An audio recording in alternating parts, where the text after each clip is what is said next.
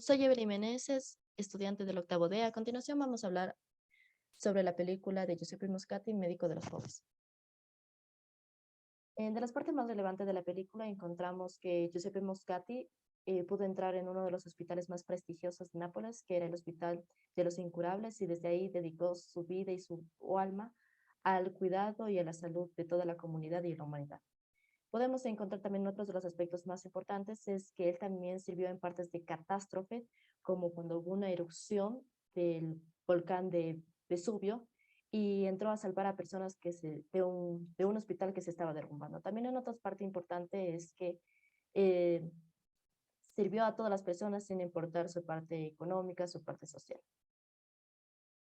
Haciendo relación con los diferentes códigos, por ejemplo, encontramos de la asistencia clínica, el juramento hipocrático, y que podemos analizar diferentes aspectos. Uno es, aplicaré mis tratamientos para el beneficio de los enfermos. Eso podemos ver a lo largo de toda la película, que va en beneficio de todos los diferentes pacientes y el cuidado de ellos.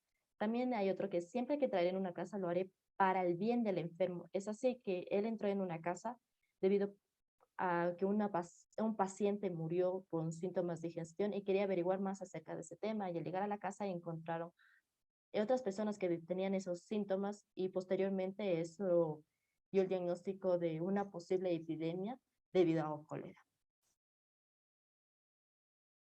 El siguiente encontramos en la Declaración de Ginebra de 2017.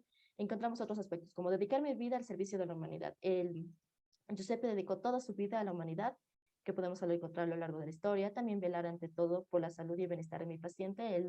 Él llevaba incluso a sus pacientes a su casa para cuidarlos.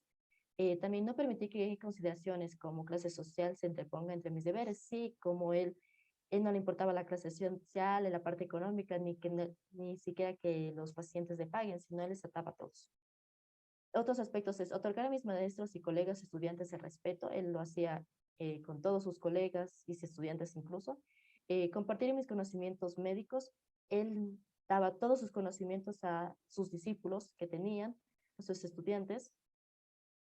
Encontramos otros aspectos, por ejemplo, el Código Internacional de Ética, que son el médico, los deberes en la parte general, es no permitir que sea influenciado por beneficio personal o discriminación injusta. Él, él no le hacía nada de forma personal, nada de lucro, y no había injusticia en ninguna parte social. También era servicio médico competente con compasión y respeto. Él siempre era una persona muy amorosa, cariñosa con todos sus pacientes. Otros aspectos encontramos los deberes del médico sobre los pacientes, su lealtad y todos los recursos científicos disponibles. Todos los recursos científicos que él tenía los aplicaba para el tratamiento y la investigación de la enfermedad que tenía el paciente. Encontramos también hacia respecto a sus colegas, es así que él trataba a todos como él quería que los tratara. También encontramos derechos del paciente, por ejemplo, la Declaración de Lisboa, unos aspectos de buena calidad como es derecho sin discriminación a una atención médica apropiada, ser guardianes de calidad, una atención médica continua. Eso lo podemos ver a lo largo de toda la historia con sus diferentes pacientes que tuvo. Paciente inconsciente, en estos casos no hubo un consentimiento por escrito, pero sí lo podían decir de forma verbal, explicaban cuál era la situación de cada paciente. También tenemos el derecho a la información, totalmente en el que el paciente tenía que estar totalmente informado sobre su salud. Es así que los pacientes, por ejemplo, que tenían cólera, sabían de su situación y también tenían idea de cuál era su agente causal, por ejemplo, que podría haber sido el agua contaminada.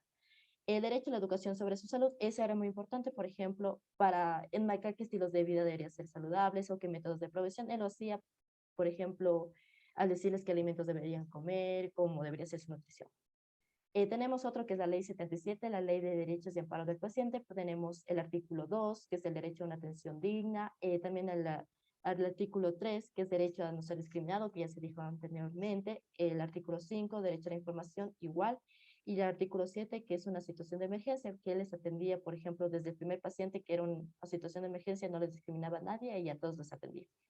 La reflexión que me deja la película, podemos decir que es una película que se enfoca mucho en el paciente, que no hay ningún tipo de discriminación, que hay una buena relación médico-paciente, que desde que él es médico dedicó su vida al servicio de la humanidad, valoró mucho, veló por la salud de los demás.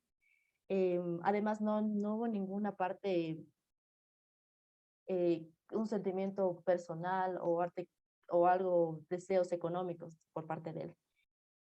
A continuación, ¿qué médico anhelas ser en el futuro? Deseo ser un médico que tenga una buena relación médico-paciente.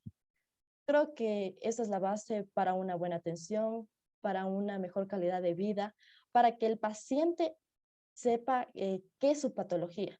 Muchas veces por el recelo, por no tener una buena relación con el médico, el paciente no pregunta qué es lo que le está sucediendo. Y a veces, muchas veces ni siquiera comprende, ya puede ser que esté tomando medicamento, pero no comprende qué es su enfermedad en sí. Y, por ejemplo, también, o no entiende cómo tiene que tomar, ni nada de eso, por lo cual muchas veces regresa al médico, le dice que no le sirvió nada, y es porque él no tuvo una buena relación médico-paciente, entonces no pudimos hacer nada para la salud de él, por lo cual yo desearía tener esa buena relación para poder evitar todas estas malas situaciones y que sí, mi paciente sí se mejore. Además de eso, me gustaría ser un médico muy empático, ponerme en el lugar de los pacientes, porque es diferente la situación de cada uno. Puede ser que algunos sí tengan la economía para comprarse esos medicamentos, pero puede ser que otros no. Entonces tenemos que ver el presupuesto de cada uno y enfocarnos en él. Otra cosa, me gustaría enfocarme en el paciente, no en la enfermedad en sí. Muchas veces la persona no engloba la situación de él, no o engloba la parte social, su parte económica, qué es lo que le está sucediendo. Puede ser que su patología no se deba solo a una patología normal, sino que puede ser asociado a su estilo de vida, a qué es lo que come, a cómo es su relación en su vida familiar, social, en su trabajo. Y si sabemos esos aspectos, podríamos mejorar su calidad de vida y su salud. Por lo cual, en sí, me gustaría ser un médico humanista, evitar todos esos patrones paternalistas y enfocarme en el paciente y no en la enfermedad.